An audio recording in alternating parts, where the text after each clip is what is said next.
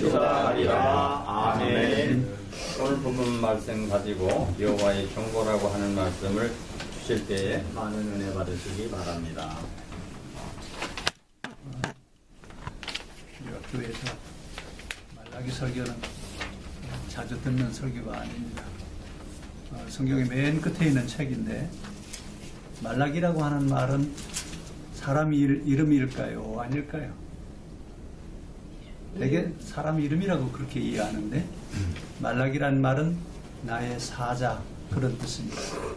근데 이 말라기는 익명을 자기 이름을 밝히지 않고 하나님께서 우리에게 경고하시는 이야기에 대한 것을 얘기를 하고 있습니다.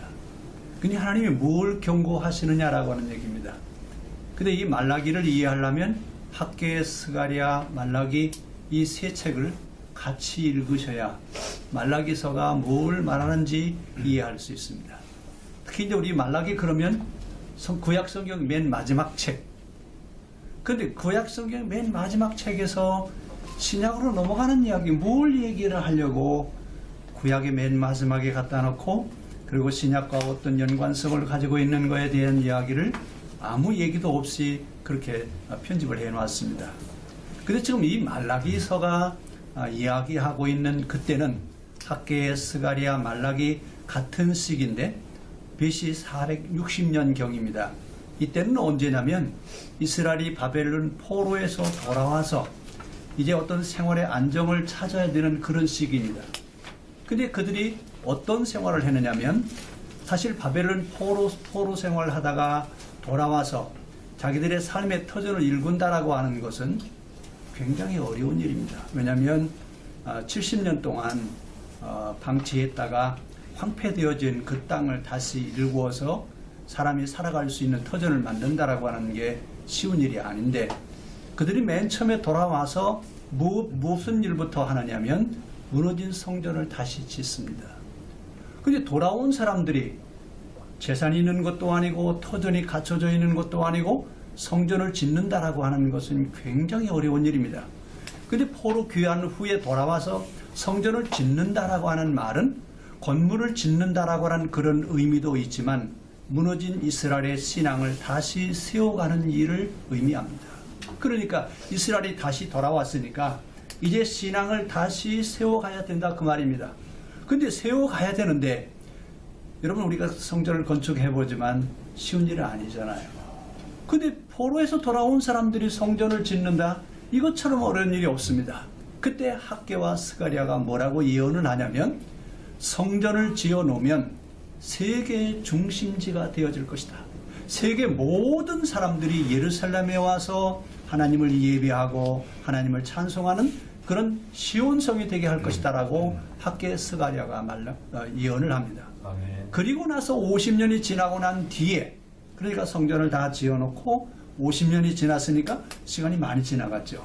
그러면 50년이 됐으니까 학개와 스가랴가 예언했던 그 예언이 성취가 돼야 돼요, 안 돼야 돼요? 자, 우리는 참 신앙생활할 때 얼마나 급한지 기도하고 일어나면서 응답이 와야 돼요. 그렇죠? 그래야 하나님 살아계시구나. 하나님이 내 기도를 들으시는구나 이렇게 생각하지 50년이 지나도록 아무 반응이 없다? 자, 이러니까 돌아와서 성전을 지어놓고 50년이 지나고 난 뒤에 그들은 어떤 환경의 어려움을 겪는다든지 예세의 어떤 침입을 받는다든지 전혀 그렇지 않았습니다. 그런데 그들의 신앙이 완전히 침체돼 버렸어요. 왜 침체됐냐면 우리가 그렇게 열심히 성전을 지어놓고 열심히 신앙생활을 하고 있는데도 불구하고 하나님이 말씀하셨던 그 말씀이 이루어졌어요? 안 이루어졌어요? 안 이루어지잖아요. 아니 하나님 우리가 이렇게 열심히 했는데 우리 열심히 이렇게 신앙생활을 하고 있는데 하나님 당신이 예언했던 그 예언대로 이루어져야 되지 않겠습니까?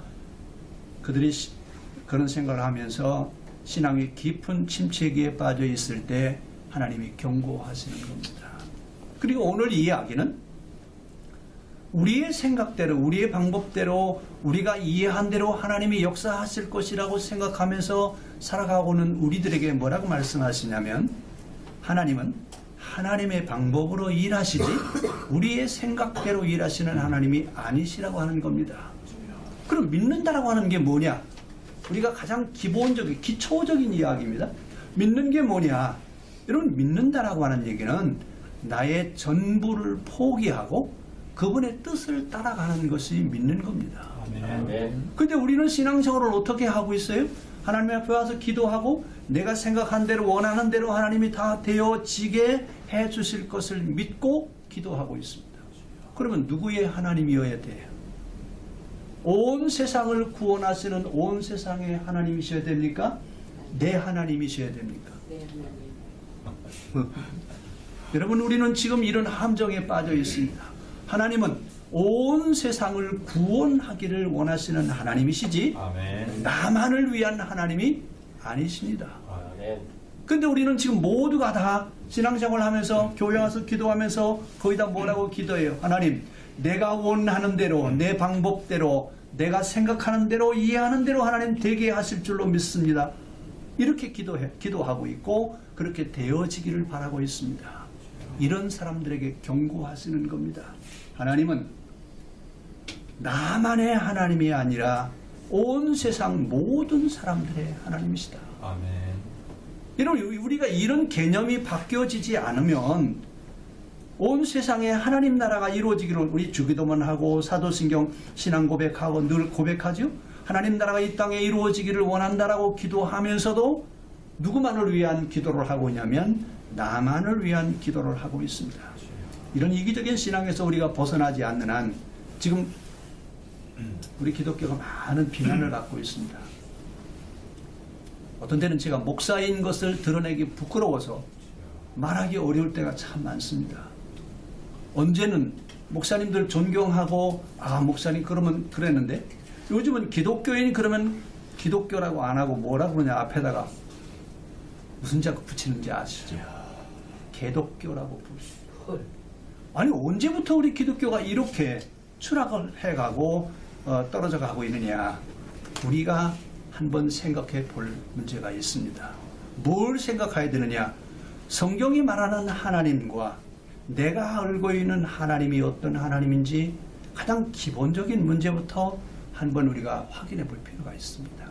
오늘 우리는 성경이 말하는 그 하나님이 우리 하나님이신지 아니면 내가 이해하고 있는 내가 알고 있는 하나님이 성경의 하나님인지 우리 한번 다시 생각하면서 하나님께서 경고하시는 경고의 말씀을 우리 한번 같이 들었으면 좋겠습니다. 아멘. 말라기라고 하는 말은 나의 사자라고 하는 뜻입니다.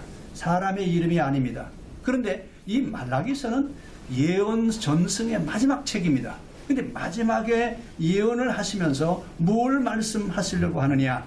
앞으로 엘리야가 다시 출현되어서 그 엘리야로 하여금 하나님의 나라를 다시 이루어갈 수 있도록 하게 하시겠다라고 하는 그 얘기를 하고 있습니다. 그래서 말라기는 시작을 하면서 뭐라 그래요? 여호와께서 가라사대 여호와께서 말씀하시되 이 얘기를 하고 있습니다. 왜 그러면 여호와께서라고 하는 말을 계속 번복하느냐?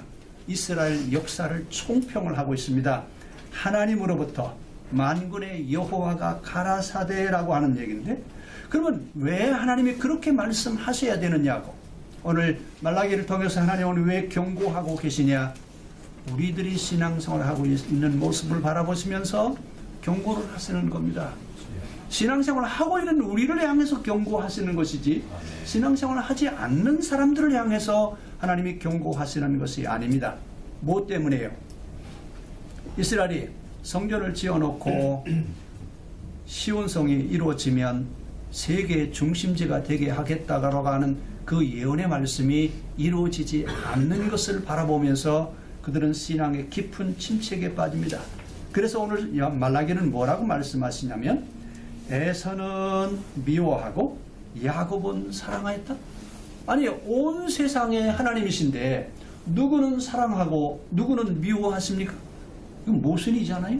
하나님은 모든 사람을 동일하게 사랑하시는데 왜 에서는 미워하고 야곱은 사랑하시느냐라고 하는 이야기입니다. 오늘 야곱과 에서 형제간입니다. 근데 이 에서는 무엇을 상징하느냐? 자기 좋은 대로 살아가는 사람을 상징합니다. 그래 자기 마음대로 자기 생각대로 살아가려고 하는 사람들은 하나님이 미워하시고, 그럼 누구를 사랑하시냐? 야곱과 같은 사람을 사랑하신답니다. 오늘 야곱 바로 어떤 사람이냐? 온 세상이 구원받기를 바라는 사람을 야곱이라고 여기서 얘기합니다. 아멘. 오늘 말라기서는 BC 460년경에 기록됐다고 그랬습니다. 학개와 스가랴가 예언했던 그 예언의 말씀이 성전을 지어놓고 이제 세계의 중심지가 되게 했다라고 하는 이야기를 50년이 지나고 난 뒤에 아무런 변화가 없습니다. 아니 시간이 50년이 지났는데, 50년이라고 하는 시간은 지금 우리는 길다고 생각할지 모르겠지만 그 당시 사람들은 평균 수명이 20세입니다. 평균 수명이 20세면 50년이면 3세대가 지난 거예요. 그러면 아니 할아버지, 아버지, 아들 세대가 다 지나가도록 하나님의 그 예언했던 예언의 말씀이 왜 이루어지지 않느냐라고 하는 얘기입니다.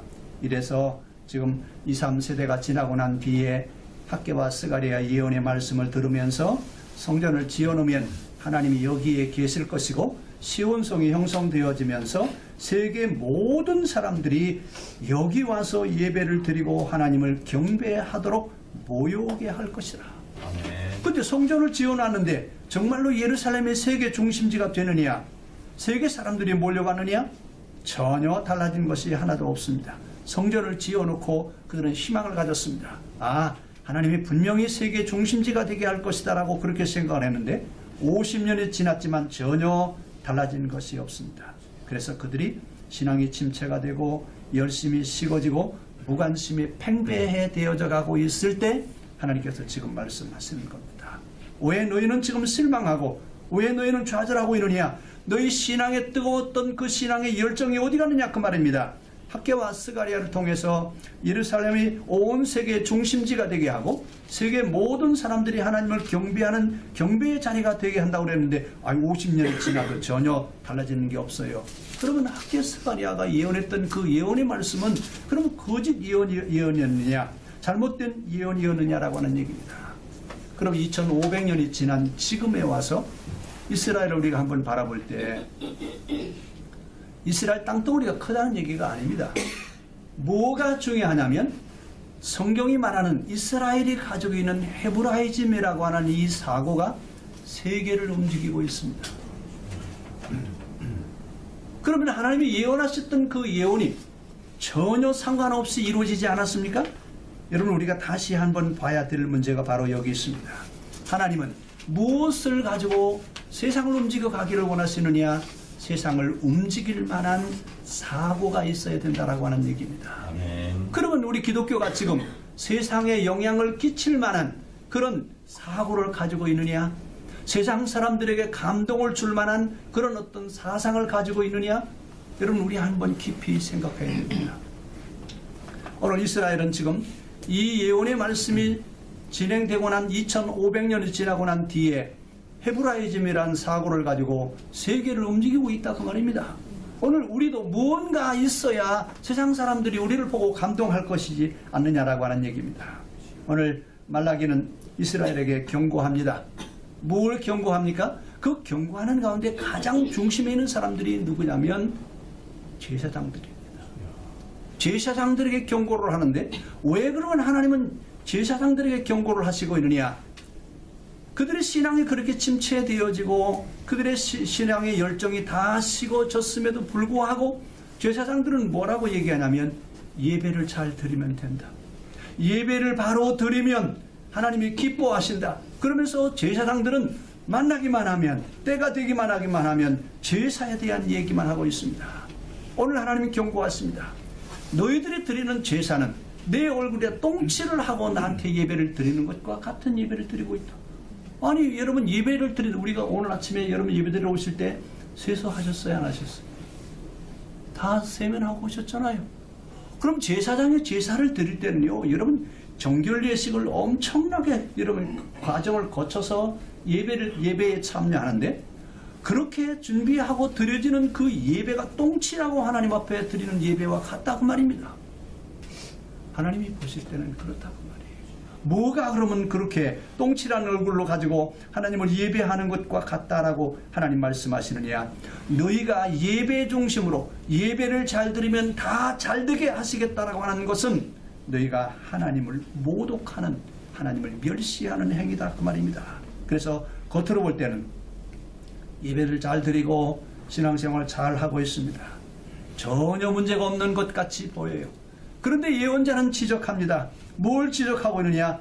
하나님을 오해하고 있고 하나님을 오해하고 있구나. 하나님이 진짜 받으시는 예배는 그런 예배가 아니다. 너희가 드리는 그런 예배를 하나님이 원하시지 않는다. 너희는 눈먼 것, 저는 것, 병든 것으로 하나님 앞에 예배를 드렸지 않느냐. 아니 여러분, 제사를 드릴 때 구약의 그 레위기라든지 출애굽에 보면 제사를 지내기 전에 맨 먼저 제물을 검열하는 레위인이 있어요. 머리부터 발끝까지 제물을 다 검사를 해서 흠이 없다고 인정이 되어야 제물로 드릴 수 있어요. 근데 하나님이 뭐라고 말씀하시냐면 너희는 제물을 드릴 때 눈먼 것, 병든 것, 저는 것 이런 것으로 너희가 하나님께 예배를 드렸지 않느냐. 이야기는 문자대로 보면 안 됩니다. 제물을 드리면 하나님이 기뻐하신다고 가르치는 제사장들아, 너희는 지금 현실의 문제를 직시하지 못하고 있고 다 같이 잘 살아야 되겠다라고 하는 그런 의식 없이 너희가 하나님 앞에 드리는 제물은 병든 것을 드리는 것과 같다. 매일매일 너희가 율법에 따라 희생 제물을 드리고 있지만 제사장이 드리는 제물들은 다 눈먼 것, 병든 것, 저는 것과 같다. 왜 그러면 제사장들은 제사를 강조해야 됐습니까? 제사장들이 제사를 강조하는 것은 그들의 수입과 직접적인 연관이 있습니다. 그러니까 제사를 많이 드리면 드릴수록 제사장들의 수입이 늘어나게 되어 있어요. 이러니까 뭘 강조해야 돼요? 예배를 강조할 수밖에 없습니다. 이렇게 해서 드리는 예배는 하나님이 보시기에는 아무런 의미 없다 그 말입니다. 하나님 보시기에는 창자와 똥 썩는 냄새 같은 지독한 냄새를 풍기는, 얼굴에 똥칠을 하고 하나님 앞에 예배를 드리는 그런 제사장과 같다 그 말입니다. 이러면서 너희가 그렇게 제사를 드리려거든 차라리 제사를 그만두어라. 신앙 정신이 없는 종교 행위는 아무런 의미가 없다 그 말입니다. 이것은 그 당시 그들만 보는 게 아니라 이스라엘 역사의 전체를 바라보면서 사실은 이스라엘은 제사를 드리다 망한 나라입니다. 왕정기 시대도 여러분 잘 기억하시죠? 그리고 나서 포로 귀환 이후에 돌아와서 나중에 유대교 시대가 와서 그들 또 어떻게 했습니까? 제사 중심으로 또 가는 겁니다. 그러면서 뭐라고 말씀하세요? 너희가 언제까지 내 이름을 더럽히겠느냐? 너희가 언제까지 하나님을 욕먹이겠느냐? 여호와의 이름으로 세상이 잘되게 하고 세상이 좋아졌다라고 이렇게 이야기하지만 그런 이야기는 다 하나님을 욕먹이는 것과 같다. 하나님의 제사 행위는 신앙 정신이 없는 것은 아무런 의미가 없다 그 말입니다. 그래서 이제는 신앙 정신을 다시 회복하라 그 말입니다. 하나님의 이름을 마음대로 팔아먹으려고 하지 말고 제사의 정신을 다시 살리고 제물을 통해서 우리 자신을 정결케 하는 그런 의식들이 다시 살아나서 온 세상의 모든 사람들을 기쁘게 할 수 있는 그런 삶이 이스라엘의 종교인이 되어야 되지 않겠느냐라고 하는 얘기입니다. 그러면서 4장 4절의 결론으로 이렇게 얘기하고 있습니다. 너희는 내가 호렙산에서 온 이스라엘을 위하여 내 종 모세에게 명령한 법 곧 율례와 법도를 기억하라. 모세를 통해서 우리에게 주신 그 말씀을 기억하라 그 말입니다. 그러면서 예언자들을 계속 보내시면서 예언자들은 뭐라고 그래요? 모세가 준 신앙 정신을 기억해라. 율법으로 다시 돌아가라. 예언자들이 늘 그렇게 얘기를 합니다. 근데 예언자들이 하는 이야기를 그들은 한 귀로 듣고 한 귀로 흘러버리고 말았습니다. 결국 그래서 또 한 번 이스라엘에게 기회를 줬습니다. 내가 엘리야를 다시 보내겠다. 엘리야를 보내겠다라고 하는 말은 여러분 선지자의 대표자를 엘리야라고 부릅니다. 근데 그 엘리야는 누구냐? 하늘문을 열고 닫고 하는 하나님의 의중을 정확하게 깨닫고 온 세상 사람들을 하나님께로 인도하려고 했던 사람이 바로 이 엘리야죠. 근데 그 엘리야는 누구를 상징하느냐 하면 신약에 오는 세례 요한을 상징합니다. 그 세례 요한을 통해서 이제는 다시 그들의 신앙이 회복되어지게 할 것이라고 하는 이야기입니다. 오늘 우리는 이 말씀을 보면서 우리가 처해는 현실을 어떻게 극복해 갈 것이냐, 교회는 대안을 제시해 줘야 되고 성도들은 세상 사람들에게 희망이 되도록 하게 하는 그런 삶이 우리의 사명입니다. 아멘. 오늘 성경은 이제 하나님의 말씀 정신을 다시 회복해서 이스라엘이 온 세상에 영향을 끼쳤던 것처럼 오늘 우리도 그렇게 살아가기를 원하십니다. 하나님 경고하십니다. 왜 신앙이 침체되어 있고 왜 신앙이 그렇게 되었는지 우리는 다시 한번 생각해보고 신앙 정신을 회복하고 신앙으로 다시 돌아가라고 우리에게 말씀하시고 있습니다. 기도하겠습니다. 살아계신 하나님, 오늘도 하나님 우리를 바라보시면서 잃어버렸던 신앙 정신을 다시 회복하기를 원하시는 하나님, 이제 모세를 통해서 우리에게 주셨던 말씀으로 우리에게 대신하게 하셨으니 이제 그 말씀을 바로 알고 깨달아서 온 세상 사람들에게 구원의 복음을 전파할 수 있게 하여 주시옵시고, 이 땅에 우리 기독교인들이 예수 그리스도의 제자로서의 삶을 올바르게 살아갈 수 있는 사명에 입각한 바른 삶을 살 수 있게 하여 주시옵소서. 예수님의 이름으로 기도합니다. 아멘.